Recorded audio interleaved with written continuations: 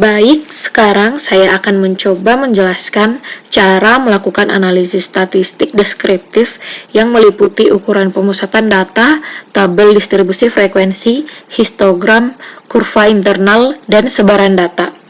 Maka dari itu saya telah menyiapkan data yang berkaitan dengan ini, yang dimana data yang akan kita analisis yaitu data jenis kelamin dan nilai ujian akhir mahasiswa manajemen pada tahun 2020, yang dimana berjumlah 30 orang, 30 data. Namun sebelum itu, pastikan dulu bahwa pada Microsoft Excel Anda sudah terinstall pada menu data, yaitu data analisis.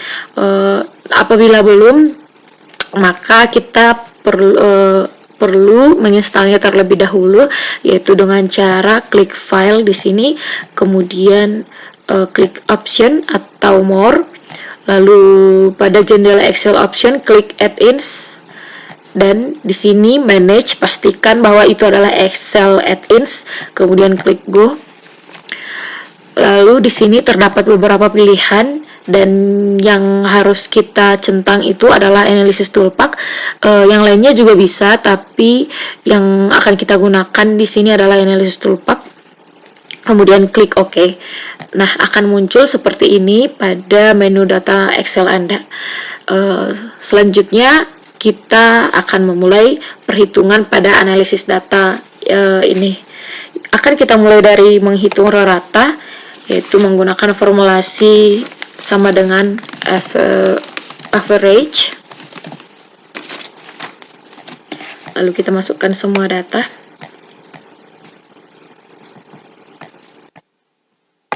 Klik enter. Kemudian median, menggunakan formulasi sama dengan median. Lalu kita masukkan semua data.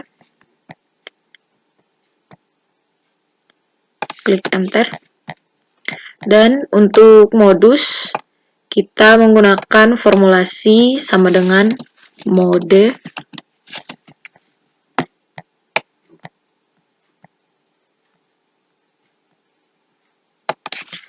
Enter.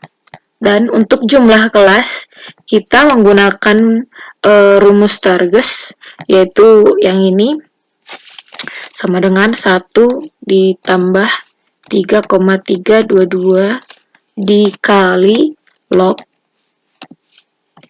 10.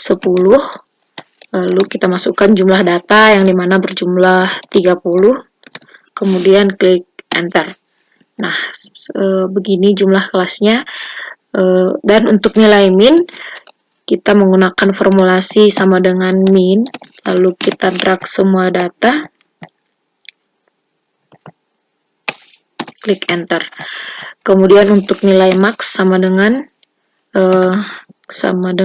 max, lalu kita masukkan semua data.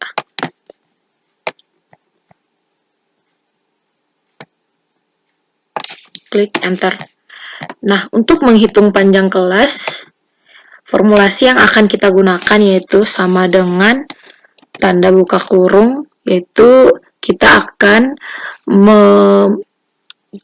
menghitung jumlah dari nilai maksimum dikurang nilai minimum, kemudian dibagikan dengan jumlah kelas. Nah, setelah mengetik formulasi seperti ini, klik pada nilai maksimum, yaitu 92, kemudian klik kurang, tanda kurang, kemudian klik nilai min, lalu tutup kurung, kemudian klik bagi jumlah kelas, kemudian klik enter. Nah, panjang kelas akan berjumlah segini, yaitu panjang kelasnya 4 apabila dibulatkan. Kemudian selanjutnya kita akan menghitung standar deviasi menggunakan formulasi stdef. Lalu kita drag semua data, kemudian enter. Nah, setelah seperti ini, yang akan kita hitung adalah z-score-nya. Z-score ini berfungsi agar kita bisa melihat distribusi normal dari masing-masing data. Cara untuk menghitungnya adalah kita menggunakan formulasi sama dengan norm distribusi, yaitu yang ini. Nah, di sini ada petunjuknya, yaitu yang akan kita masukkan adalah X, yaitu jumlah data pada sel yang kita hitung, yaitu di sini 68. Kemudian di sini dibuat pada petunjuknya adalah titik koma, maka kita klik titik koma, kemudian min atau rata, kita klik pada sel rata, kemudian klik titik koma, kemudian standar deviasi, yaitu ini standar deviasi, kemudian klik tanda titik koma, lalu untuk kumulatifnya kita menggunakan false, kemudian klik enter. Nah, seperti ini. Seperti yang biasa, untuk mempercepat kerja kita, maka kita perlu melakukan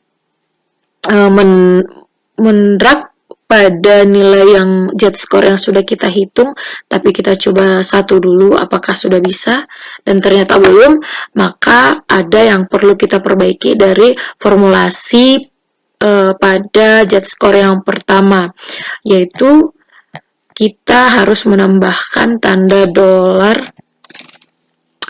pada sisi kiri dan kanan H, atau bisa juga dengan mengklik F4, maka otomatis akan muncul seperti ini. Kemudian kita klik enter, lalu sekarang kita coba mendrag pada semua data untuk melihat apakah sudah terisi otomatis semuanya, dan sekarang sudah. Nah, setelah semua data sudah terisi, selanjutnya yang akan kita isi adalah kelas interval, yang dimana kita mulai dari nilai yang paling kecil, yaitu nilai minimum, yaitu 68. Nah, untuk menghitung nilai minimum, nilai kelas interval yang selanjutnya, yaitu kita menggunakan formulasi sama dengan 68 sama dengan klik 68 di sini, kemudian klik tambah, kita tambahkan dengan panjang kelas berapa, jumlah panjang kelasnya. Panjang kelas adalah 4 apabila dibulatkan. Nah, klik enter. Kemudian kita akan melakukan hal yang sama sampai jumlah kelasnya adalah 6. Dibulatkan. Nah, di sini setelah kita membuat panjang jumlah kelasnya 6, tetapi masih ada nilai yang belum masuk, maka untuk itu kita membuat jumlah kelasnya 7. Nah, setelah membuat jumlah kelasnya 7, semua nilai sudah ada di sini, di mana nilai minnya 68 dan nilai maksimumnya adalah 92. Nah, setelah kita mendapatkan perhitungan dari kelas interval, maka kita akan menghitung frekuensi untuk membuat tabel distribusinya, yaitu yang akan kita gunakan adalah data analisis yang sudah kita install tadi. Klik data analisis,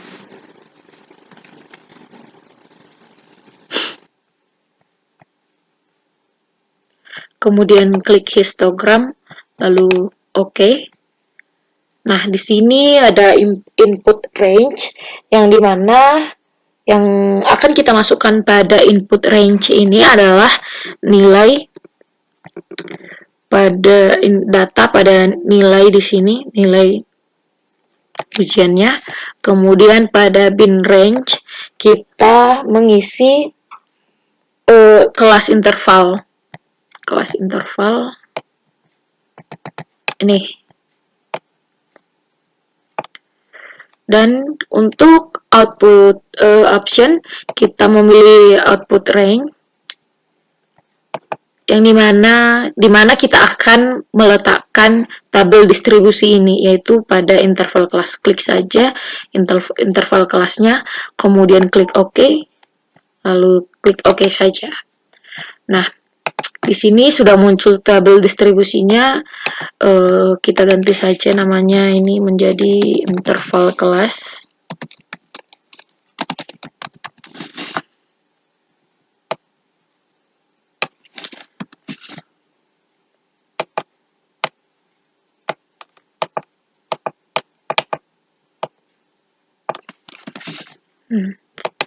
Kemudian ini kita ganti menjadi jumlah.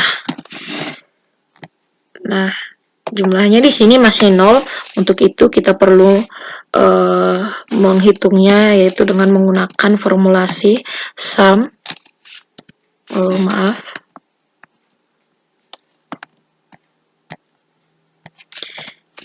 Kita menggunakan formulasi sama dengan sum. Lalu masukkan semua data pada frekuensi, kemudian klik enter. Nah, jumlah datanya sudah benar, yaitu sejumlah 30. Kemudian pada batasan interval kelasnya juga perlu kita buat, yang dimana panjang dari masing-masing kelas adalah 4.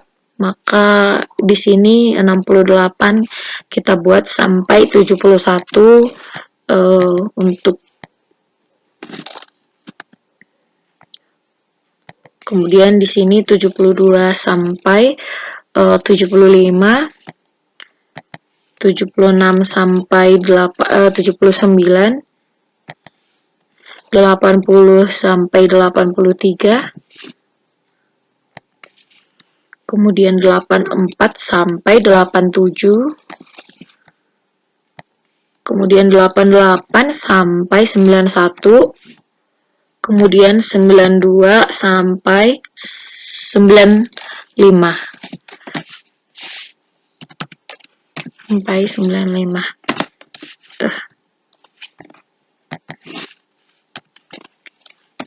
Oke. Ini bisa kita buat ke tengah-tengah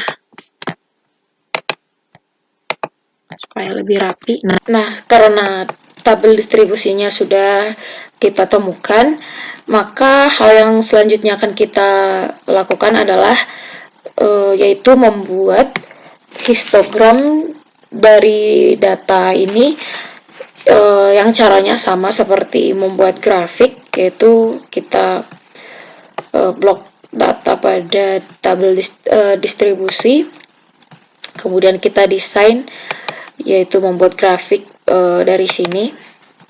Nah, akan muncul seperti ini.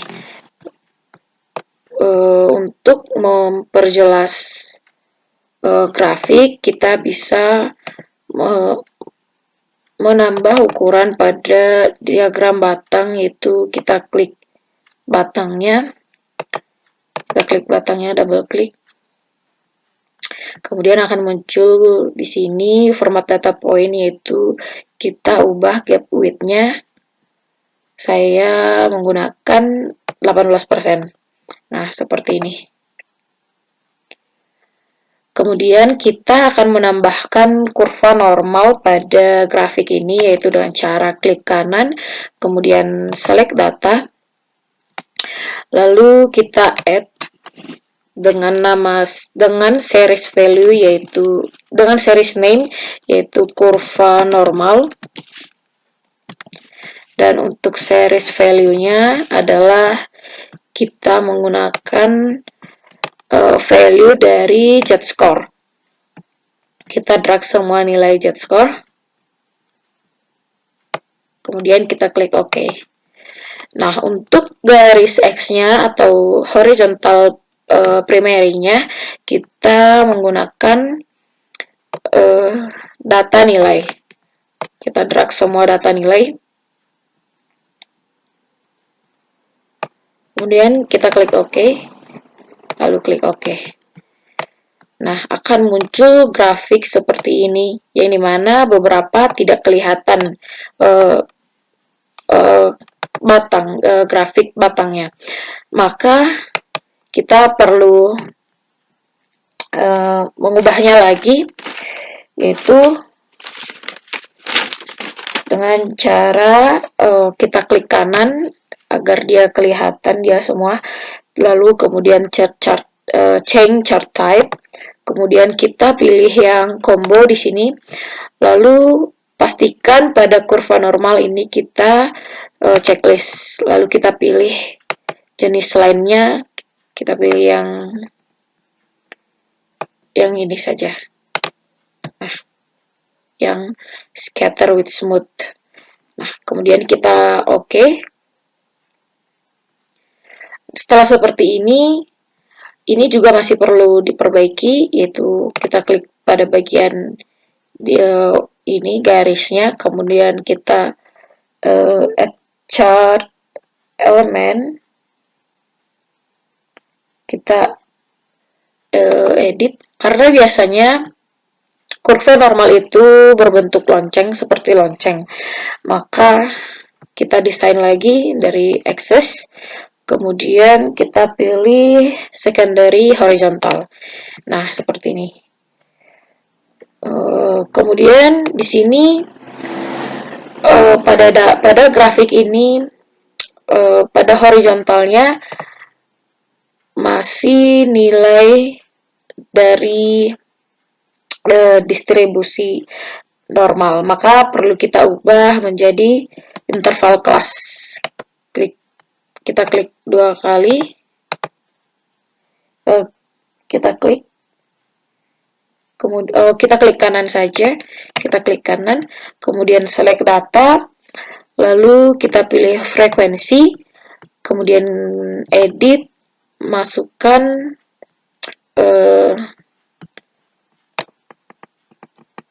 kita masukkan nilai pada kelas intervalnya seperti ini, kemudian kita klik OK, lalu klik OK lagi.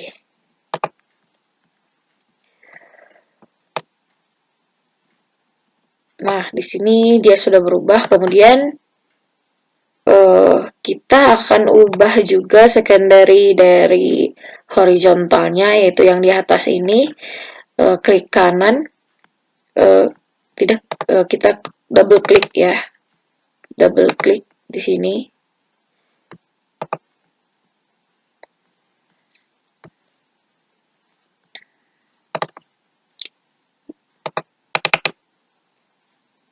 Nah, kita isi pada bounds, yaitu minimumnya adalah 68 dan untuk maksimumnya adalah 92. Nah, seperti ini. Ini bisa kita hapus secondary horizontalnya, bisa kita hilangkan.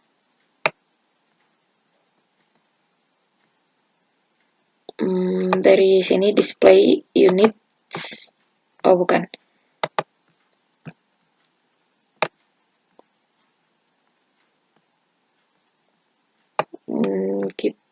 label, kita cari label di sini. Nah, ini dia label, kemudian kita pilih none. Nah, dia akan hilang. Kemudian kita hapus garis bantunya, kita hapus, klik delete, kemudian kita buat dari masing-masing garis, kita buat solid line-nya, double klik, kita pilih di sini line, solid line, kemudian di horizontal juga solid line. Saya pilih warnanya warna hitam, di sini juga solid line. Nah, di sini sudah kelihatan ada tick marks, boleh juga kita tambahkan di sini tick marks.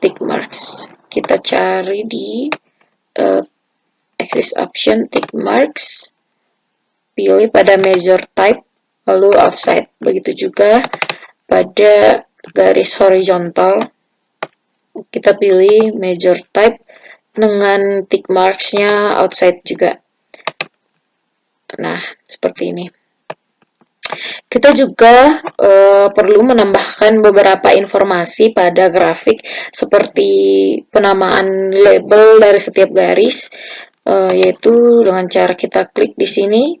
Yang pertama adalah vertical yang primary, add chart, kemudian axis title, yaitu primary vertical.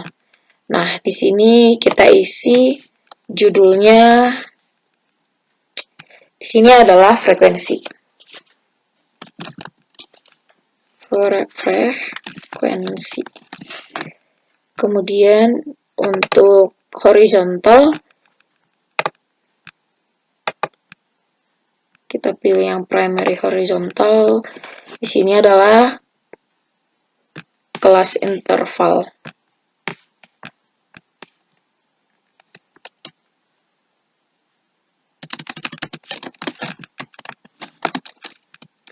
Kelas interval. Dan untuk secondary vertikalnya kita buat title-nya adalah Z-score.